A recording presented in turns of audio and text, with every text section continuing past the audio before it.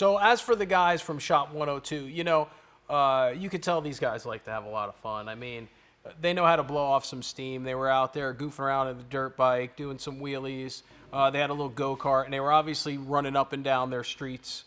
But what I really liked about them is they kind of took whatever it is they had laying around and made that their final project. So they pulled the front end off of some other type of bike altogether. They had handlebars from something else.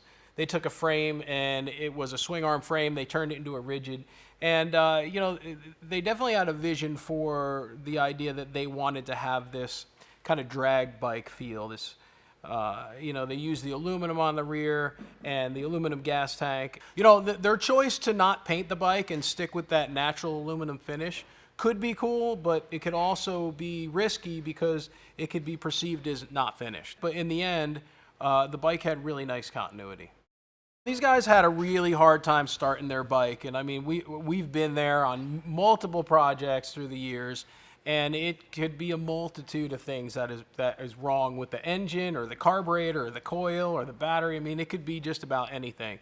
I think for them, their timing was off because they kept blowing flames out the side of the bike. Eventually, they had to put it on the dyno to actually pop start it, which was interesting. I had never seen that done. I mean, I've pop started bikes going down a hill, but they went and put it on a dyno just to get the thing running. And then once they got it running, I think they got it figured out. But, I guess it just goes to show, bike building, especially custom bikes, it's all about troubleshooting and trying to figure out how to fix it. Because when you come into a problem, you just have to try and figure it out. There's not necessarily a manual to figure out what's wrong with something. You just have to walk through the process. And so many times in my years of fabricating bikes and then assembling them and trying to get them to run, nothing makes sense. So you just got to keep working at it until you get that thing going.